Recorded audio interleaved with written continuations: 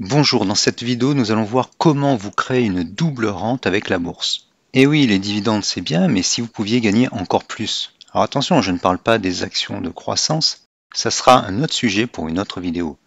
Mais il y a un moyen facile et sûr de gagner une double rente avec les actions. Vous êtes sur la chaîne Trading Attitude, la seule chaîne bourse et crypto sans blabla qui vous aide à devenir indépendant en trading en maîtrisant l'analyse technique.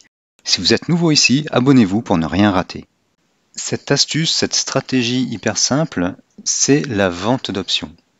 Et oui. Alors vous allez me dire, attention, les options c'est dangereux et encore plus la vente. C'est vrai, la vente à découvert est beaucoup plus dangereuse qu'une position longue et les options ça a un effet de levier. Et en plus ça a une durée limitée dans le temps.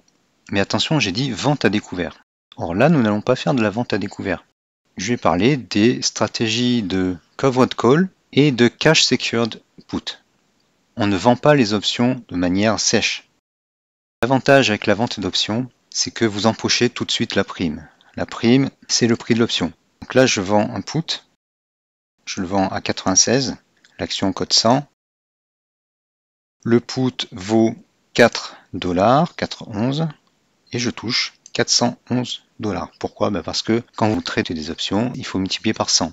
Donc si le put il vaut 4, le trade portera sur 400. Le put vaut 4,11, vous le vendez, vous allez toucher 411. Vous le touchez tout de suite.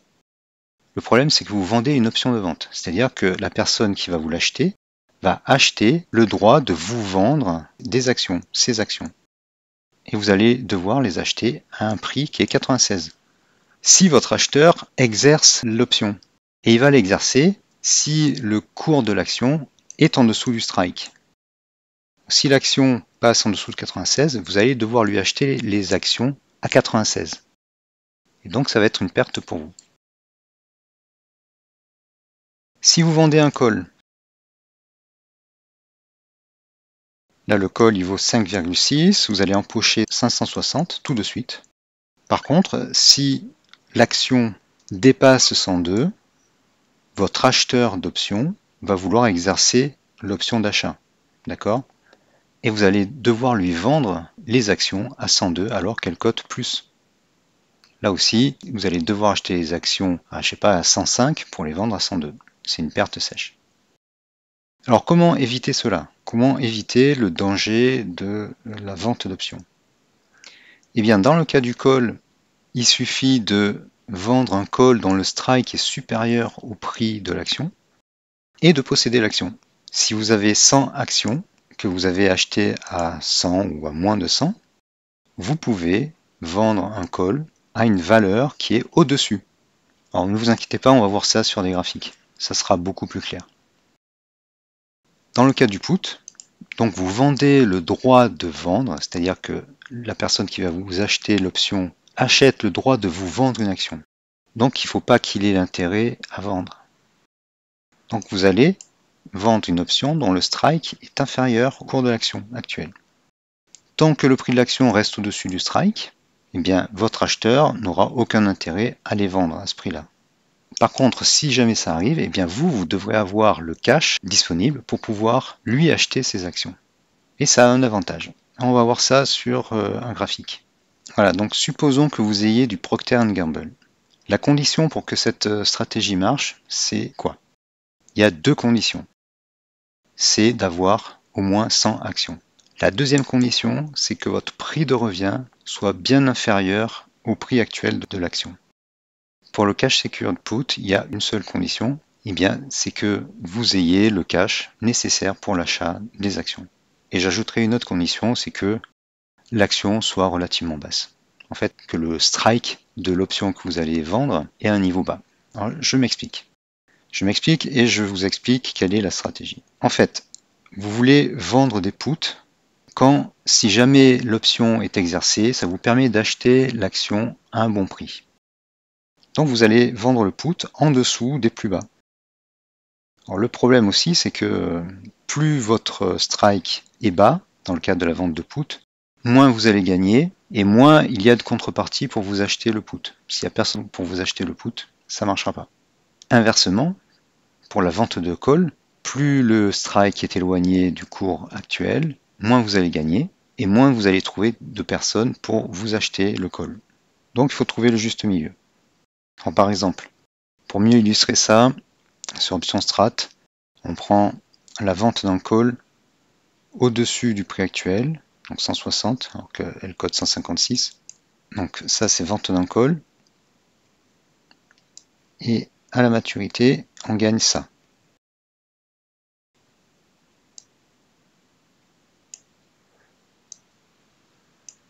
Là, vous voyez qu'on gagne 12 $. Si je l'éloigne, je gagne encore moins. Et en plus, on a un petit panneau là. Attention, pas de volume. Et là, attention, on a un très grand spread.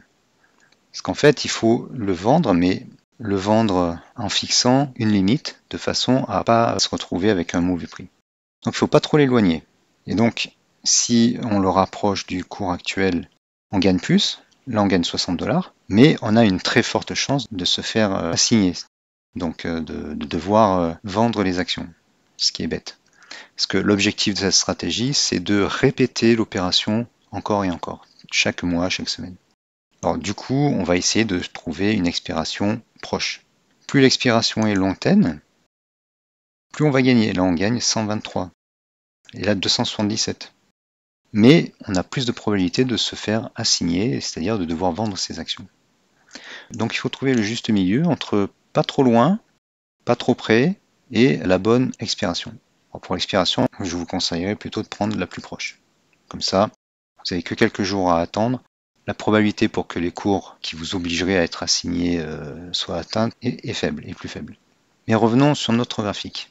Voilà, donc on regarde quelle est la probabilité en quelques jours, en 10 jours, pour que les cours dépassent un certain seuil. Alors j'ai un petit indicateur qui m'indique la volatilité. Donc là, la volatilité est inférieure à 10. Procter & Gamble, c'est pas une action qui a une grosse volatilité. Donc là, elle a chuté, là. Le plus haut, c'est 163. Et là, on est à 156. Et là, on ne sait pas trop. Elle pourrait chuter encore plus à 147.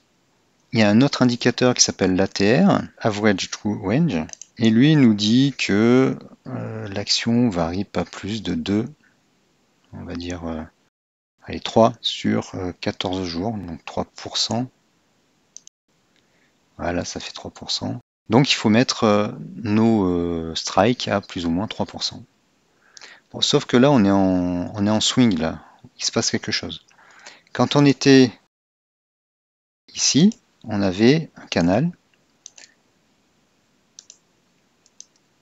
et on savait à peu près où on était. Là, c'est plus, on est plus dans le doute parce qu'il y a un break et les cours pourraient descendre encore plus vite ou remonter plus fort. Donc, ce qu'il faut faire, c'est regarder quelles sont les zones hautes et les zones basses. Donc là, on a les zones hautes, là des zones basses. Il faut essayer de trouver les points hauts, les points bas. J'ai ajouté le FTA Ball. L'idée, c'est de vendre un call au-dessus du plus haut quand le momentum s'épuise. Alors le momentum s'épuise quand? Eh bien, quand le FTA Ball, après une belle safe zone, se détache de son enveloppe supérieure.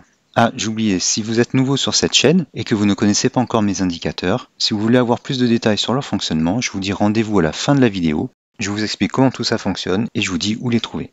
Par exemple, ici, donc là il a été collé à son enveloppe supérieure jusqu'ici. Et c'est une belle safe zone. Donc les cours ont surfé au-dessus de l'asset. Ensuite, il y a eu un ralentissement, une dérive latérale. Et donc là, on pouvait vendre notre call à ce strike-là. De même, dans ce plus bas, après une sell zone, le FTA Ball se décolle de son enveloppe inférieure. On peut même attendre qu'il bascule de l'autre côté. Comme ici, on pouvait attendre qu'il bascule de l'autre côté de l'asset, pour vendre un put à ce strike-là.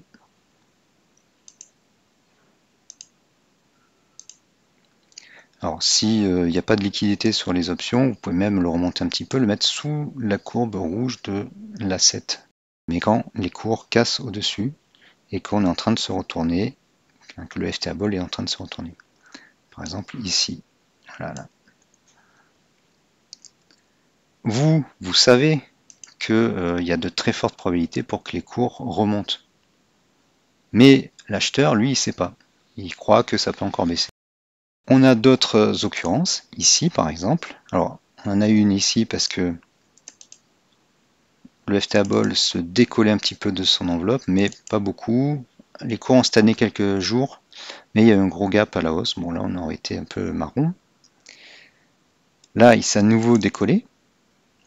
Et là, il est passé de l'autre côté de sa courbe centrale. Donc là, c'était par ici. Et là, on pouvait vendre un call à ce prix-là. Bien sûr, il faut sélectionner des actions dont les bougies ne sont pas toutes folles. Il ne faut pas que les bougies aient des longues mèches dans tous les sens, il faut qu'elles soient sages. Donc là, c'est à peu près sage. Il y a plus sage, mais c'est à peu près sage. Voilà, donc là, on vend un call. Là, on fait un premier pic. Alors, vous pouvez vous aider d'autres FTA Ball, hein, bien sûr, mais un seul suffit. Là, le FTA Ball revient dans son enveloppe. On a aussi l'inversion là de l'enveloppe. Ça, j'explique ça dans mes formations. Les cours repassent au-dessus de l'assiette rouge. Pop, on vend un put ici, à ce strike là, ou un peu plus bas si vous préférez, si vous avez peur. Et bis repetita, on recommence par ici. Voilà. Par ici. Oups.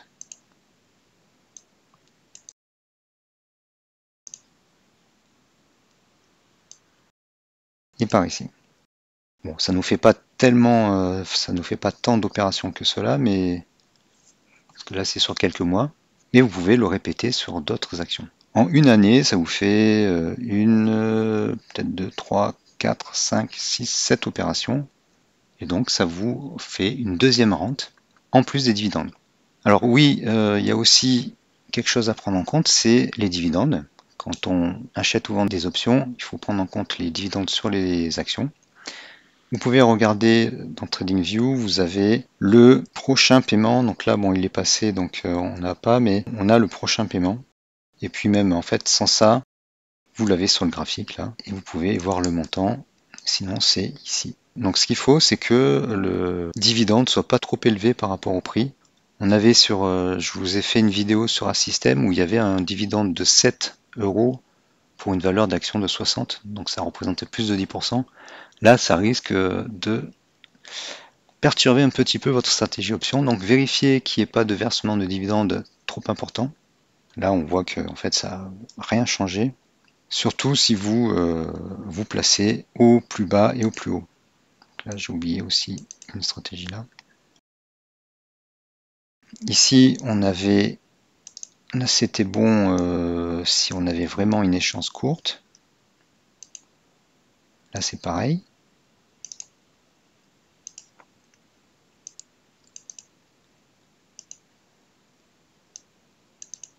Quand on est en tendance également,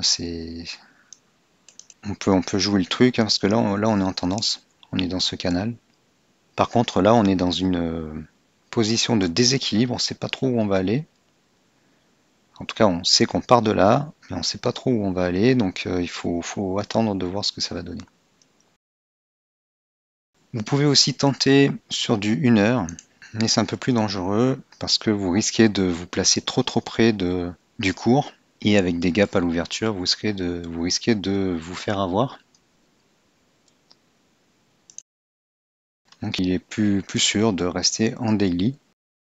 Voilà, donc cette stratégie, en tout cas le covered call, est une stratégie hyper sécurisée.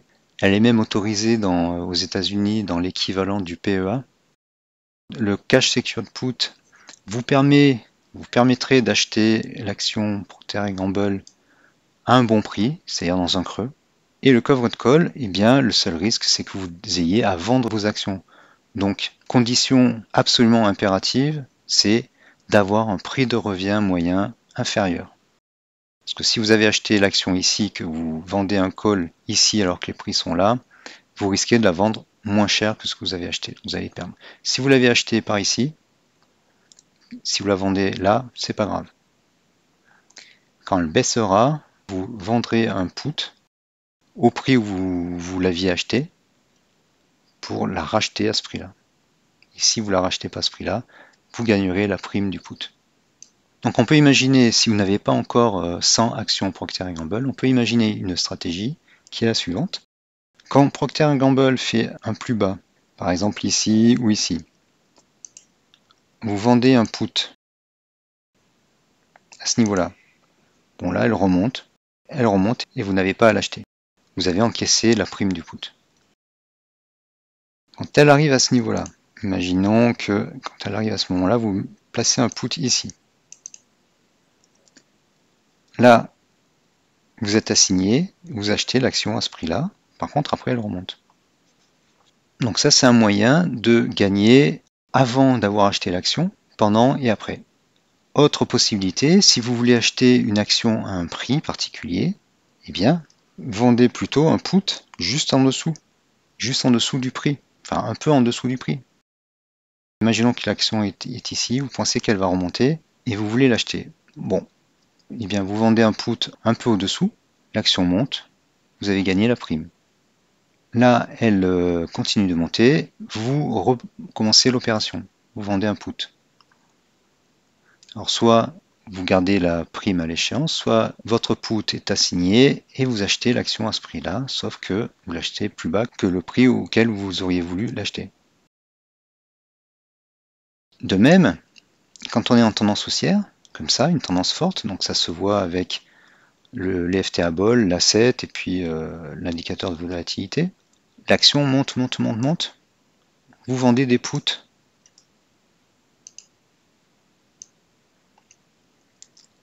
Donc sur des échéances courtes, imaginons que ce soit 6 jours, hop, vous vendez le put, là vous vendez le put, là vous vendez le put, vous avez empoché 3 primes pendant que l'action montait. Et cela sans posséder l'action. Ça peut paraître bête de juste empocher les primes alors que l'action monte, mais en fait, là vous gagnez de l'argent sans en avoir dépensé, sans en avoir investi. Vous avez investi 0 euros, 0 $, et vous gagnez quand même de l'argent. C'est formidable. Donc une autre stratégie, c'est donc de trouver des actions en tendance haussière avec peu de volatilité, c'est-à-dire des corrections faibles. Bon, ça se trouve avec les screeners de ma formation Gabi, et aussi avec le FTA Ball, quand on est en safe zone avec du momentum, là c'est le vert foncé, si possible en positif, bon là on n'est pas en positif tout le long, et avec des cours qui restent bien sagement au-dessus de la ligne rouge de l'asset rouge, lequel surfe au-dessus de l'asset bleu. Donc s'il n'y a pas trop de grosses bougies avec des mèches un peu n'importe comment, en général c'est l'absence, enfin en général les bougies que j'appelle sages, c'est quand il y a beaucoup de momentum, donc avec une safe zone et du momentum avec cette zone vert foncé. Là. Donc là, les bougies sont très sages. Il y a des fair value gap, voilà, il y a des fair value gap. Et donc là, c'est l'idéal pour vendre un put. Donc là, j'ai une mèche, la bougie est au-dessus et je vends un put à ce niveau-là. Bon, il se peut qu'il n'y ait pas de liquidité, que personne veuille acheter un put à ce niveau-là, mais bon, à ce moment-là, rabattez-vous sur la solution du creux. Voilà, il y a plein de stratégies, de tactiques à explorer avec les cash secured put et les covered call. D'ailleurs, j'y pense, le covered call en cas de crack doit être assez intéressant puisque en cas de crack ou de panique, les actions baissent beaucoup plus vite avec des bougies rouges beaucoup plus grosses. La tendance baissière est toujours plus facile et rapide que la tendance haussière. Voilà, ces stratégies sont intéressantes. Le covered call est une stratégie quasiment sans risque. Le seul risque, c'est que vous vendiez vos actions sur lesquelles vous avez déjà fait des plus-values. Donc à privilégier sur des actions qui sont plutôt cycliques. Procter & Gamble est plutôt haussière, mais on va dire par exemple Bouygues. Voilà, Bouygues est une action qui monte pas, c'est pas une action de croissance. Elle a voilà, une zone de plus haut ici et une zone de plus bas ici. Donc si vous vendez vos actions à un niveau haut, bah, c'est pas grave, elle redescendra. C'est plus embêtant sur les actions comme Microsoft. Donc au final, c'est moins risqué de vendre ces actions quand elles sont cycliques et qu'elles sont en haut de leur cycle. Voilà, j'espère que cette vidéo vous a plu, que ça vous a appris des choses. Défoncez le petit pouce bleu, partagez la vidéo, laissez un commentaire et abonnez-vous pour ne rien rater. Si vous êtes nouveau sur cette chaîne, voici les explications concernant les indicateurs que j'utilise. Ils sont au nombre de 5 et il y en a 3 qui se ressemblent puisque ce sont les mêmes avec des paramètres différents. Sur les prix, on a l'indicateur A7, c'est marqué ici, l'A7. Pourquoi A7? C'est parce que ça ressemble à une autoroute. Il est composé de 3 courbes bleues et 2 rouges. Quand les prix surfent au-dessus de l'A7, on est en tendance haussière forte. Quand les prix surfent en dessous, on est en tendance baissière forte. Un signal d'achat ou de vente peut être quand les prix passent d'un côté de l'A7 à l'autre. Quand les deux lignes rouges sont aussi au-dessus des bleus, la force du mouvement est plus importante. Inversement à la baisse quand elles sont en dessous. Les différentes courbes de l'A7 servent aussi de support ou de résistance et vous permettent simplement et visuellement de placer vos stop-loss. C'est l'indicateur qui est le plus proche des cours et c'est lui qu'on doit suivre quand il y a une tendance ou un retournement. Ainsi, dès que les bougies rouges viennent casser les différentes courbes, eh bien, c'est peut-être la fin du mouvement. Passons aux autres indicateurs. Le FTA Ball, FTA ça veut dire Filtre Trading Attitude. Il est composé de 2 courbes qui sont encapsulées dans une enveloppe inférieure-supérieure et la courbe du milieu. C'est un indicateur qui est soit négatif, soit positif. On a la courbe du 0 ici. Quand il est positif, on est plutôt dans une zone de tendance haussière. Quand il est négatif, on est dans une zone de tendance baissière. Ensuite, il y a des zones vertes, comme vous le voyez, des zones rouges. Les zones vertes indiquent des zones de hausse et les zones rouges des zones de baisse. Quand les zones vertes sont positives, on a vraiment une tendance haussière. Quand l'indicateur est rouge négatif, on a une vraie tendance baissière. Quand il est vert en négatif, ça veut dire que on a une correction d'une tendance baissière. Et quand il est rouge et positif, ça veut dire qu'on a une correction de tendance haussière. Donc là, par exemple, typiquement, on a une correction d'une tendance haussière qui se transforme, parce que l'indicateur passe négatif, en tendance baissière. Les zones foncées, vert foncé ou rouge foncé, sont les zones où il y a un fort momentum. On a 3 de ces indicateurs, un court terme, un moyen terme, un plus long terme. Le dernier indicateur est le screener R-Indic, qui pourrait facilement être renommé le swing trigger parce qu'il détecte les débuts de swing haussier. Alors, il a une configuration qui lui permet de détecter les swings baissiers. Et donc ces barres apparaissent au début d'un swing. Ainsi, là, on a un début de swing, les barres apparaissent, et plus elles sont hautes, plus le swing est important. Ces indicateurs combinés permettent de suivre tout type de mouvement et tout actif. Vous les trouverez dans la formation GABI, G-A-B-I, avec plusieurs screeners, des screeners pro real-time, qui permettent de détecter des actions en swing haussier, en tendance ou qui sont en creux. Ce que j'appelle un creux, c'est, comme ici, la transition d'une tendance baissière vers une tendance haussière. On voit par exemple sur les FTA Ball qu'on passe d'une sell zone vers une safe zone. Ce que j'appelle sell zone, c'est la zone rouge et la safe zone, c'est la zone verte. Dernière chose à savoir, donc en plus de ces sell zone et safe zone, c'est que quand les 3 indicateurs FTA Ball sont dans le même sens, comme ici, on a une zone que j'appelle la cohérence haussière, qui fait que les mouvements sont plus forts. Là, on a une cohérence haussière positive, et le mouvement est plus fort, après ça se calme. Et là, on a une belle cohérence haussière avec du fort momentum, c'est le vert foncé, et les cours montent rapidement. Alors pourquoi safe zone? Eh bien, c'est une zone où la continuation de la hausse a une forte probabilité, donc j'ai appelé ça safe zone, qui est à moduler entre les trois indicateurs, puisque là par exemple on a une cohérence haussière, donc une forte probabilité de hausse, mais par la suite on passe en sell zone sur les autres indicateurs, donc ça indique le ralentissement du momentum, et c'est vrai que les cours ralentissent, puis après corrigent un peu. Plus les FTables sont positifs et élevés, plus la force du mouvement est grande et plus il y a de l'inertie. Je vous invite donc à regarder mes vidéos pour mieux comprendre le comportement de ces indicateurs ou de vous rendre sur la page où je présente la formation Gabi, qui est la formation dans laquelle vous retrouverez tous ces indicateurs ainsi que beaucoup d'autres et des screeners. Merci d'avoir regardé cette vidéo. Défoncez le petit pouce bleu, abonnez-vous à la chaîne, laissez un commentaire et partagez cette vidéo. Merci et à bientôt.